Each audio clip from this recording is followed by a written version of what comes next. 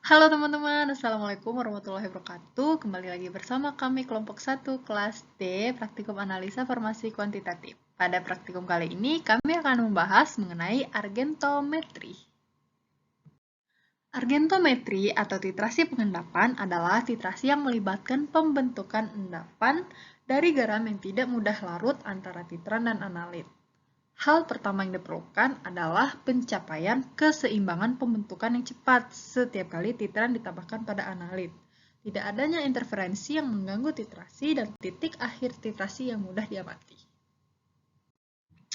Pada argentometri terdapat 3 metode. Yang pertama ada metode Mohr, yang kedua ada metode Furhard, dan yang ketiga ada metode Fajans.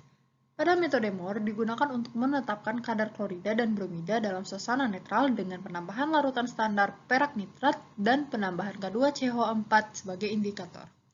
Titrasi ini harus dilakukan dalam suasana netral atau sedikit alkalis dengan rentang pH 6,5 sampai 9. Karena dalam suasana asam, perak kromat akan larut dan terbentuk di kromat, sedangkan pada suasana basah akan terbentuk endapan perak hidrosida. Pada metode Furhard dapat digunakan sebagai titrasi langsung dari perak dengan SCN- seperti halnya titrasi balik pada penentuan ion klor, ion bromida, dan ion iodida. Dan terakhir adalah metode Fajans, hampir sama dengan cara metode Mohr, hanya saja terdapat perbedaan pada jenis indikator yang digunakan. Faktor-faktor yang mempengaruhi titrasi argentometri antara lain suhu, yang kedua sifat pelarut, yang ketiga ion sejenis, yang keempat aktivitas ion, yang kelima hidrolisis, yang keenam hidroksida logan, dan yang terakhir pembentukan senyawa kompleks. Pada praktikum kali ini dilakukan penentuan kadar kalium klorida atau KCl berdasarkan prinsip metode Mohr. Prosedurnya adalah sebanyak 500 mg sampel dilarutkan dalam 20 ml aquades, ditetesi dengan 3 tetes indikator kalium kromat, dan dititrasi dengan larutan perak nitrat 0,1 N. Diakhiri titrasi sampai tepat terjadinya perubahan warna yang menandakan sebagai titik akhir dari titrasi. Berikut merupakan persamaan reaksi yang terjadi.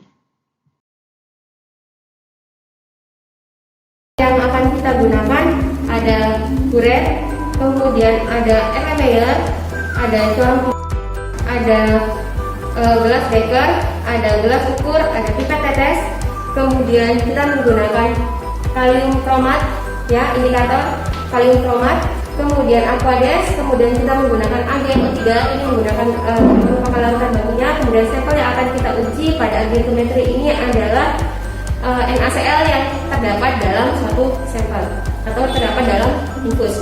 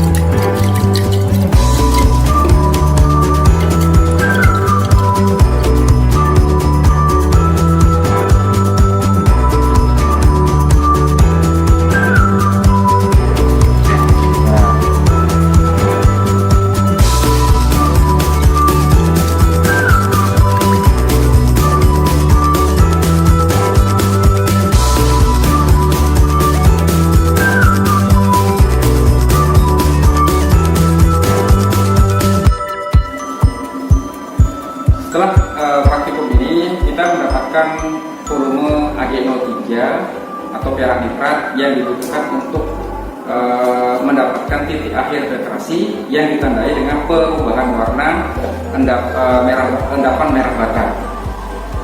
Tahap selanjutnya kita akan menghitung kadar berapa persen NaCl yang terdapat dalam sediaan infus. Sekian praktikum dari kami.